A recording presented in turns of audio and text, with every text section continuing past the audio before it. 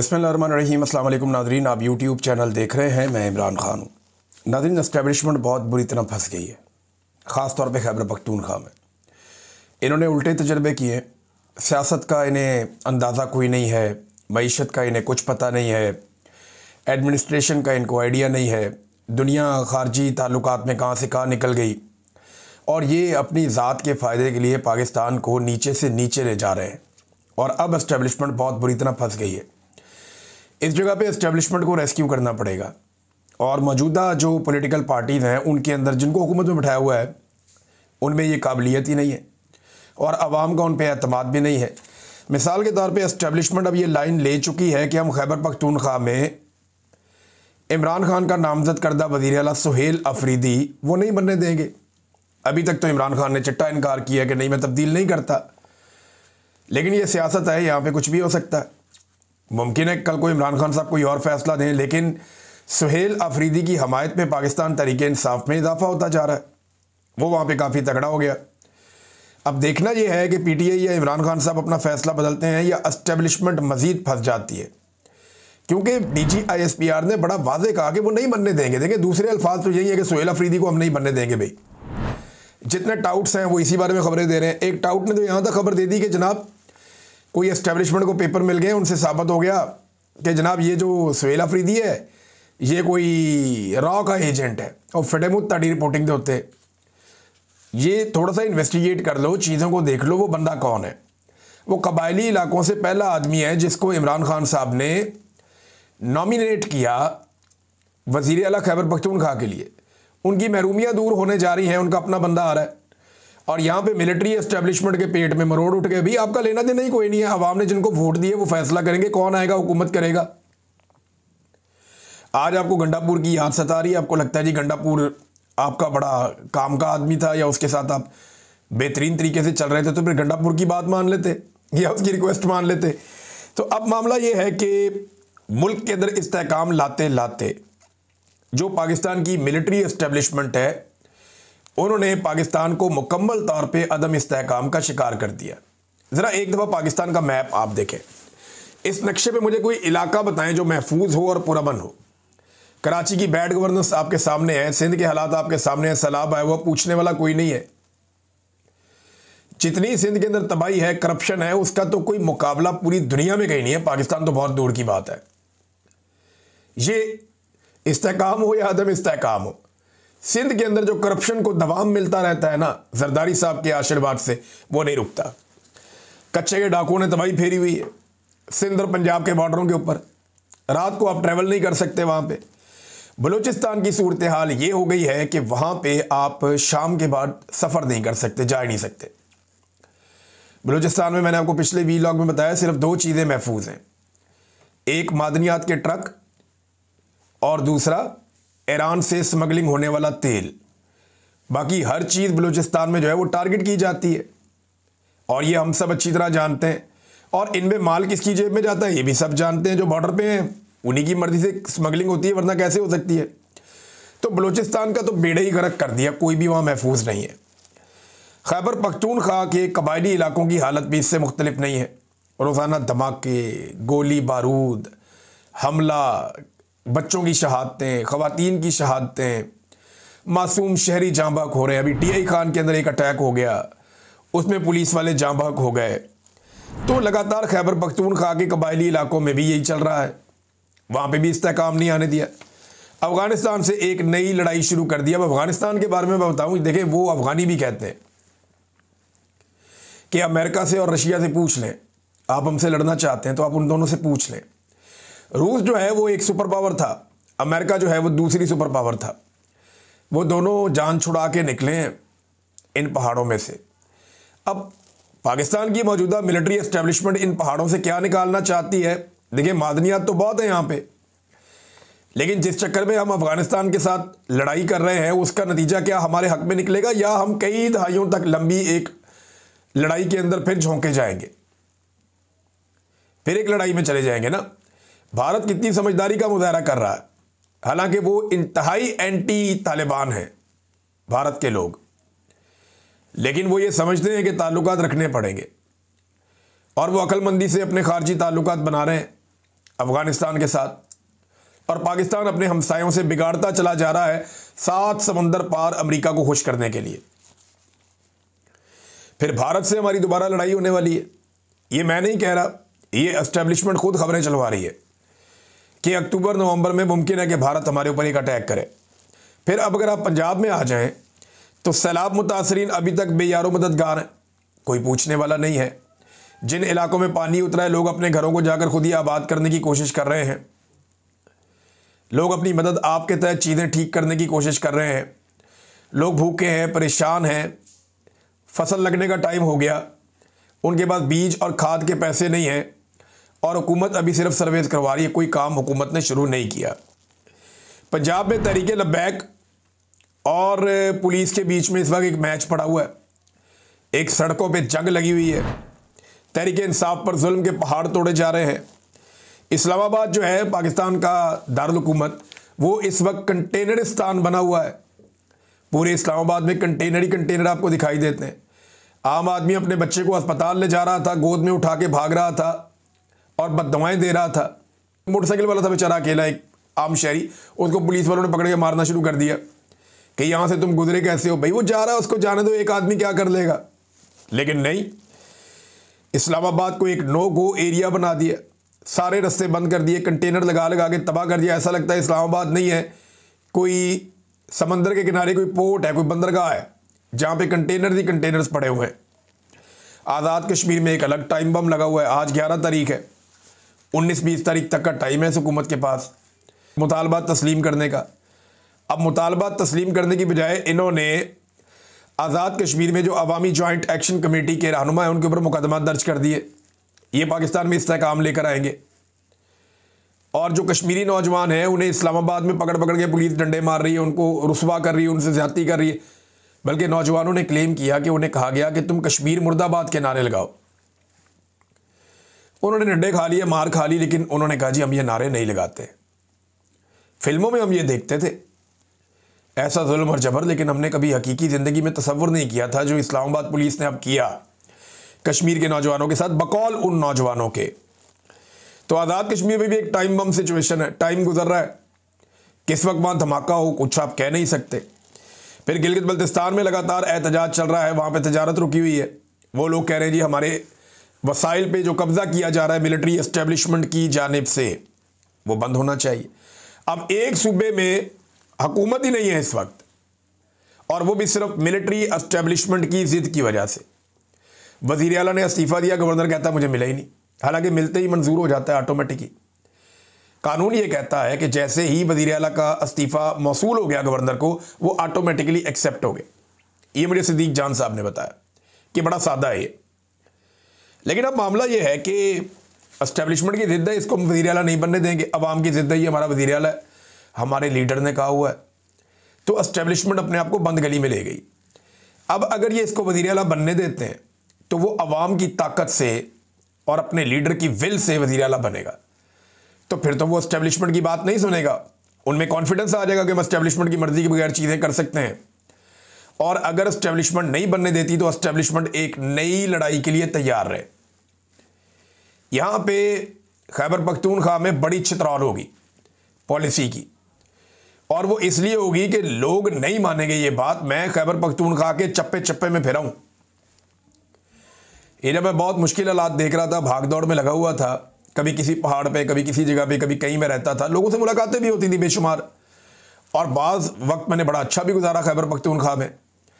तो गुज़िश्ता 1 साल, जब मैं इससे पहले मैं खैबर पख्तूनख्वा में रहा लगभग 1 साल तक, तो मैं लोगों से पूछता रहा, और मुझे 99% नहीं 100% लोग एक बात पे कायल थे, चाहे वो ANP के, चाहे फजलुर रहमान के, चाहे जमात इस्लामी के, चाहे PTI के। जितने ग्राउंड के ऊपर लोग हैं वो सारे के सारे नफरत करते हैं मिलिट्री ऑपरेशन से। वो सब कहते हैं जी मिलिट्री ऑपरेशन हम नहीं होने देंगे, मिलिट्री ऑपरेशन के वो खिलाफ है। कोई इमरान खान के खिलाफ है, कोई फजलुर रहमान के खिलाफ है, कोई ANP के खिलाफ है, कोई ML वली खान के खिलाफ है। वो मुखालफतें अपनी जगह पे, लेकिन मिलिट्री एस्टेब्लिशमेंट का जो मिलिट्री ऑपरेशन होता है सारे के सारे उसके खिलाफ थे। और उसका जो रीज़न है ना सादा, वो ये है कि ये तमाम लोग ये समझते हैं कि ये जो मिलिट्री ऑपरेशन होता है ये वफाक की एक माशी पॉलिसी होती है, जिसमें वो पैसा वैसा बनाने के लिए हमारे इलाके में ऑपरेशन करवा देते हैं और इसके अंदर हमारा बहुत नुकसान हो जाता है। ये वो लोग बार बार कहते हैं। ये बात बड़ी वाज़ेह है कि खैबर पख्तूनख्वा के लोग दहशतगर्दी के खिलाफ हैं और दहशतगर्दी से तंग भी हैं। ये बात बिल्कुल ठीक है, मगर वो मिलिट्री ऑपरेशन को अब वफाक की एक माशी पॉलिसी के तौर पे देखते हैं, क्योंकि हज़ारों ऑपरेशन के बावजूद आज तक खैबर पख्तूनख्वा के उन इलाकों में या पाकिस्तान में अमन नहीं आ सका,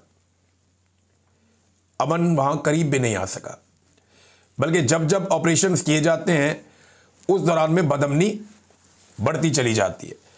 तहरीक लब्बैक सड़कों पे है, वो मामले पे मैं आता हूं, लेकिन उससे पहले वज़ीर दिफा ने एतराफ़ कर लिया एक टीवी टॉक शो में कि तहरीक तालिबान लाने, जो टीटीपी वाले लोग हैं उनको वापस लाने की जो पॉलिसी है और जो प्रपोज़ल है वो जनरल बाजवा की थी। और जनरल बाजवा की दो प्रपोज़ल थी, एक वो तहरीक तालिबान को पाकिस्तान में लाना चाहता था दहशतगर्दों को, और दूसरा वो पीडीएम को हुकूमत में लाना चाहता था। दो चीज़ें लेकर आया इस मुल्क पे जनरल बाजवा, जो उसने इस मुल्क पे एहसान किया। नंबर एक, जनरल बाजवा दहशतगर्दों को लेकर आया पाकिस्तान में, ये उसकी पॉलिसी थी, जिसके खिलाफ पाकिस्तान तहरीक इंसाफ के लोगों ने फैसला दे दिया। इमरान खान साहब ने ये मुकदमा रखा कौम के सामने, तहरीक इंसाफ के सामने भी रखा कि ये प्रपोजल है मिलिट्री एस्टेब्लिशमेंट की और ये चीज़ आई है, लेकिन तय हुआ कि इसको बैठ के पार्लिमानी तरीके से करेंगे, जमहूरी तरीके से। तो जमहूरी तरीके से इसको रिजेक्ट कर दिया गया अवामी मुंतखब नुमाइंदों की जानिब से, लिहाजा पॉलिसी होगी फारिग। तो जनरल बाजवा ने, एक तो जनरल बाजवा लेकर आए दहशतगर्दों को पाकिस्तान में, ये उनका एहसान है इस मुल्क पे। दूसरा, माशी दहशतगर्दों को भी जनरल बाजवा पाकिस्तान में लेकर आए, जिनको आज इक्तदार में बिठाया हुआ है। अब इंटरेस्टिंग बात यह है कि ये दोनों तरह के दहशतगर्द जो हैं, चाहे बंदूक वाले दहशतगर्द चाहे मईशत वाले दहशतगर्द, इन दोनों को सहूलतकारी दी गई बाकायदा जनरल बाजवा के जाने के बाद भी। और पाकिस्तान तहरीक इंसाफ या पासून के नौजवान या कबायली इलाकों के लोग जरगे कर करके इसके खिलाफ आवाज़ उठाते रहे, शिकायत करते रहे, लेकिन तब कोई नहीं जागा। पहले तालिबान को लाया गया, दहशतगर्दों को ला के उनको बसाया गया, फिर उनको फैलाया गया, फिर उनको इक्विप्ड किया गया, उन्हें ताकतवर बनाया गया, और जब वो ताकतवर बन गए तो अब उनके खिलाफ ऑपरेशन का फैसला किया गया। इस ऑपरेशन में उनका नुकसान नहीं होगा, उनसे ज़्यादा नुकसान पाकिस्तान का होगा। शानदाना गुलजार साहबा का एक ट्वीट है, मैं पढ़ के आपको सुना दूं। वो कहती, कल मैंने बाजवा को खींचा और उसकी गद्दारी और दहशत गर्दों की कहानी सबके सामने रखी। जनरल बाजवा और जनरल फैज को पाकिस्तान की सरजमीन पर दहशत गर्द दोबारा आबाद करने का पोल मैंने और दीगर लोगों ने 10वीं दफ़ा खोला है। नतीजा ये निकला कि आज मेरे कौमी असम्बली के हल्के NA 30 थाना हसन खेल पर फिर हमला करवा दिया गया है। दुनिया के सामने वाज़ेह हो कि मेरा जो हल्का है वो मादनियात से भरा हुआ है। अब मामला मादनियात का है, ये सारे कहते हैं मादनियात का है, खैबर पख्तूनख्वा की हुकूमत कहती है, उनके लोग कहते हैं, उनके MNAs कहते हैं, फजलुर रहमान के लोग कहते हैं, ANP के लोग कहते हैं कि मामला तो मादनियात का है।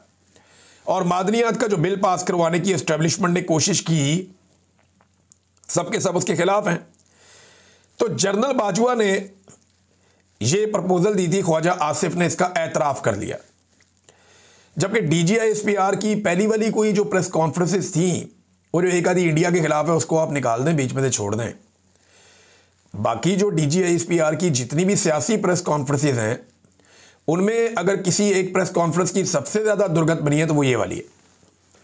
नौजवानों ने सबूतों के साथ ऐसी दुर्गत बनाई प्रेस कॉन्फ्रेंस की, और इस प्रेस कॉन्फ्रेंस का वो हाल किया नौजवानों ने और सबूतों के साथ किया कि इसकी दूसरी कोई मिसाल माजी में नहीं मिलती। अब एक सवाल और पैदा होता, जो पाकिस्तान तहरीक इंसाफ के लोग भी पूछ रहे हैं कि जनाब उसामा बिन लादन और एहसानुल्लाह एहसान, इनकी सहूलतकारी पाकिस्तान में कौन कर रहा था? क्या इनमें से एक बनी गाला में रहता था और दूसरा जमान पार्क में रहता था? किसने इनकी सहूलतकारी की? ब्लैक वाटर को पाकिस्तान कौन लेकर आया? क्या इमरान खान ने तहरीक इंसाफ के दफ्तर में उन्हें छुपाया हुआ था? जब सवालात आप उठाते हैं एक पॉलिटिशियन से, तो उनके हमायती या जो लोग हकायक को जानते हैं या तारीख जिन्होंने पढ़ी हुई है या जो तारीख के विटनेस हैं, वो फिर आपको दूसरी तरफ के हकायक भी बताते हैं कि जनाब आप दूध के धुले हुए नहीं हैं। ये गंद इस मुल्क में आपने मारा है, अब आप मलबा उठाकर सियासतदानों पर नहीं डाल सकते।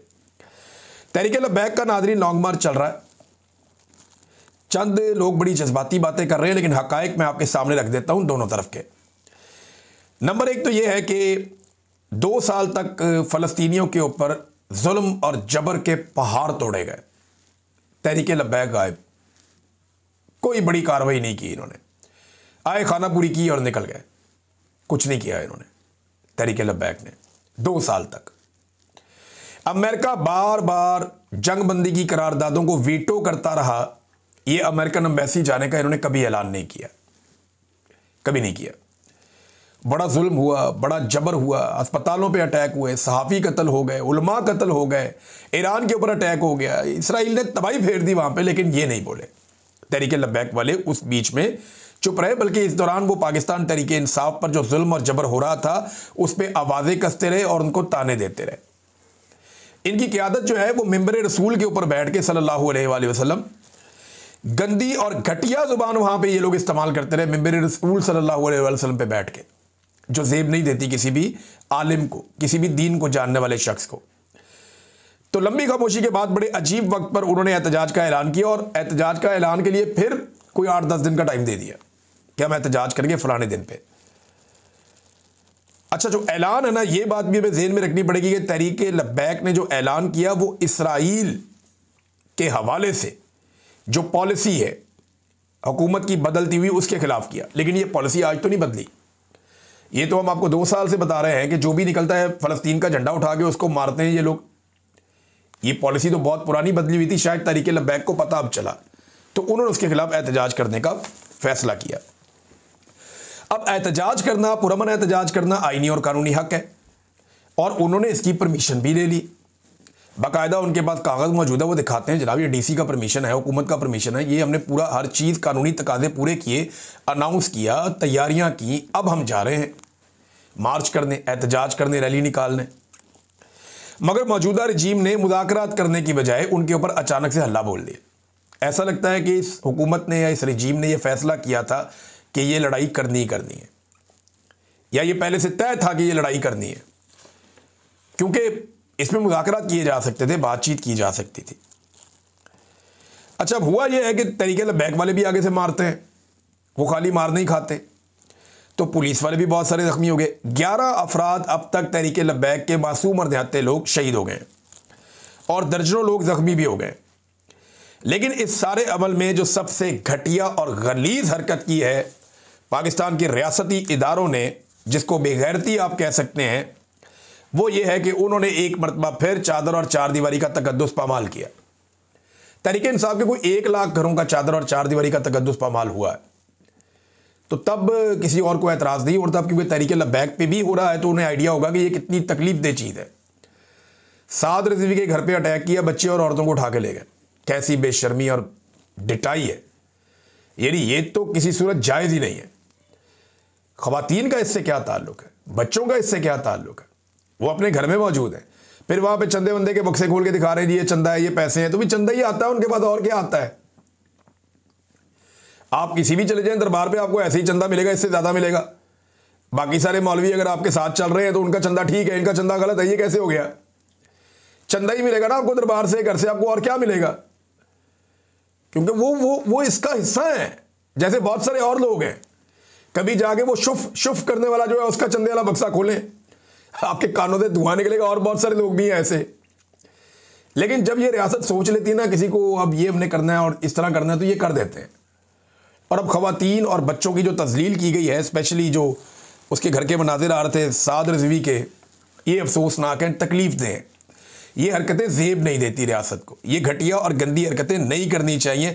बेशर्मी और ढिठाई पर मबनी ये कार्रवाई है जिसे फ़ौरन कंडेम करना चाहिए और तमाम लोगों को करना चाहिए। जिस तरह मैंने कल कहा कि जो DGISPR ने स्टेटमेंट दिया कि हुकूमत हमें कबूल नहीं है, इसको तमाम सियासतदानों को, वकला को, सिविल सोसाइटी को, जजेस को, सहाफ़ियों को और पाकिस्तान के हर शहरी को इसकी मजम्मत करनी चाहिए कि भाई इनकी ज़रूरत कैसे हुई ये बात की। इसी तरह ये जो चादर और चार दीवारी का तकद्दुस पामाल हो रहा है, हैदर मजीद पाकिस्तान तहरीक इंसाफ से ताल्लुक़, फ़ौजी अदालत से सज़ा दी, अब छूट कर आया है, उसके घर पे छापा मार के उसकी फैमिली के अंदर एक खातून को और उसके भाई को उठा लिया। अब बताएं ना, वहां पे भी तो जुल्म हो रहा है। तो माए बहनें सबकी साझी होती हैं, इज्जत सबकी होती है। तो ये ज्यादती है जो रियासत कर रही है, और ये बड़ी डिटाई से कहते हैं। तलाल चौधरी आता है, वो कहता है जी कि मरियम का दरवाज़ा तोड़ा, उसे गिरफ्तार किया, उसकी वालदा बीमार थी, उसका मजाक उड़ाया। तो तीनों चीज़ों का मैं ज़रा क्लियर कर देता हूँ। नंबर 1, दरवाज़ा तोड़ा था सेक्टर कमांडर वालों ने, जिनके आजकल आप जूते पॉलिश कर रहे हैं। अगर इतने एतराज़ है तो उनको पकड़ के सजा दें, नंबर 1। और वो सिंध में हुआ था, वहाँ पे पार्टी की हुकूमत थी और एस्टेब्लिशमेंट ने किया था। वहाँ पे जो सेक्टर कमांडर थे उन्होंने ये करवाया था। पीटीआई ने बल्कि आपको मौका दिया था कि असेंबली में खड़े होकर एहतजाज करो, आवाज़ उठाओ, ये गलत हुआ है। नंबर 2, आप कहते हैं गिरफ्तारी हुई मरियम नवाज की, तो और बेशुमार औरतों की हुई, लेकिन मरियम नवाज की गिरफ्तारी इज्जत के साथ हुई। ना उसे सड़कों पे घसीटा गया, ना जलील किया गया, ना चपेड़े मारी गई, ना धक्के मारे गए, बल्कि कानूनी प्रोसीजर फॉलो करके उसको दिखा के उसे गिरफ्तार किया गया कि ये मेरा नाम है, ये FIR है। ये जरा सनम जावेद की तरह घसीट के गाड़ी में नहीं फेंक दिया, ना उसकी बहन की तरह घसीट के खींच के ले गए, ना बाकी खवातीन की तरह। नंबर 3 यह है कि इमरान खान ने या उसके किसी वजीर ने, मुशीर ने, या सोशल मीडिया का जो ऑफिशियल ओहदेदार है, किसी ने भी कभी भी मैंने नहीं देखा कि कुलसूम नवाज की बीमारी का मजाक उड़ाया। नहीं देखा मैंने। बल्कि इनमें बेशतर लोग ऐसे हैं जिन्होंने उनकी बीमारी में उनके लिए दुआ की है। लाश का मजाक अगर किसी ने उड़ाया इस मुल्क में, किसी सीनियर सियासतदान ने, तो वो मरियम नवाज है, जिसने लाश का मजाक उड़ाया। अरशद शरीफ की लाश का एयरपोर्ट पे पड़ी है, इस औरत ने मजाक उड़ाया था। ये किरदार आपका है तलाल साहब। और इसके अलावा ख्वाजा आसिफ ने और दीगर आपके बहुत सारे वुज़रा ने इमरान खान को जब गोलियां लगी और वो चल नहीं पा रहा था, तो आप लोगों ने उसका मजाक उड़ाया। ये हरकतें घटिया आप लोग करते हैं, पाकिस्तानी ये हरकतें नहीं करते। आप लोग पाकिस्तानियों पे मुसल्लत किए गए हैं, आपकी गंदी ज़हनियत है, आप लोग ये गंदे काम करते हैं और गंदी हरकतें करते हैं और इल्ज़ाम लगाते हैं दूसरों पे। अब तक के लिए इतना ही। अपना ख्याल रखिएगा, अपने इस चैनल का भी। अल्लाह हाफ़िज़।